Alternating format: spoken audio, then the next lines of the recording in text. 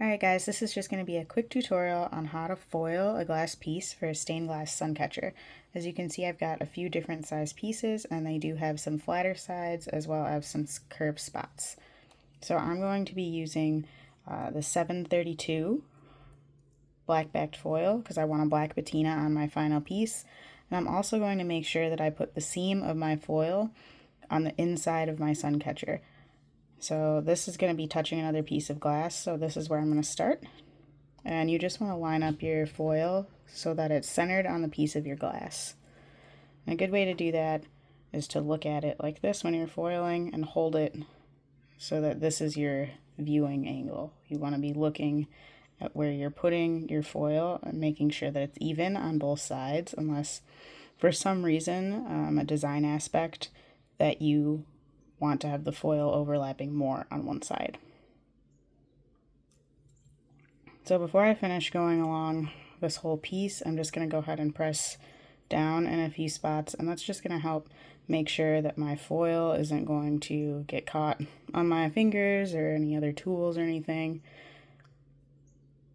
And you'll notice if there's like a little curve or something, I'll spend a little more time on it with my fingers just to push it down. And that's just because your foil is prone to tearing on curves. So if it's a small curve, yeah, you can do that with your finger. Bigger curves like these, I would recommend using your burnishing tool. All right, I'm gonna go ahead and do this curve.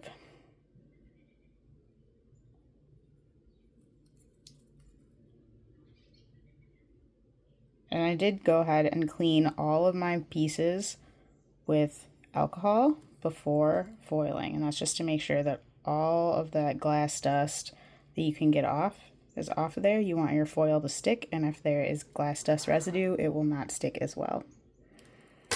And as you can see, I've got a little bit of an overlap. You want that overlap. If there's no overlap and your foil isn't touching, your foil is not going to stay around that glass piece.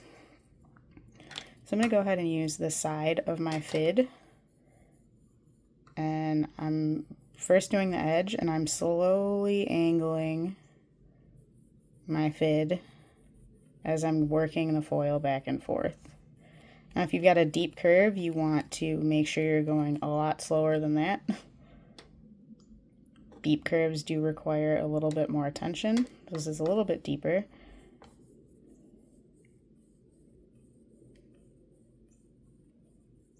I'm just going to go ahead and do it until it's flush against your piece of glass. And you're going to do that on both sides. This is another reason I like to press my foil down on the spots that I can, because I don't want to accidentally pull off the foil in any spots.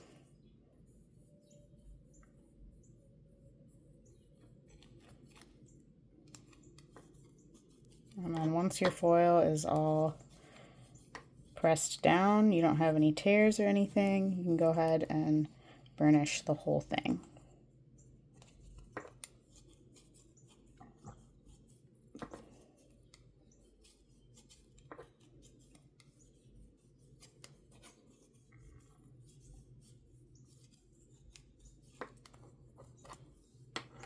All right. So I'm going to start my foil right here. Turn it so that I'm looking directly on the side of the glass so I can make sure that my foil is as centered as possible.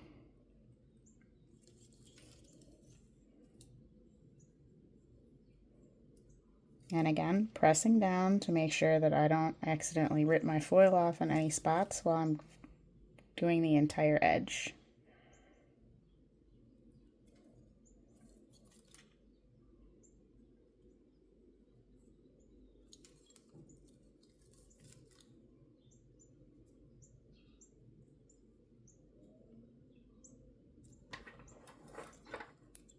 And you always want to cut your foil with scissors. You don't want to tear with your fingers, because the oil from your fingers will make sure that your foil does not stick as nicely.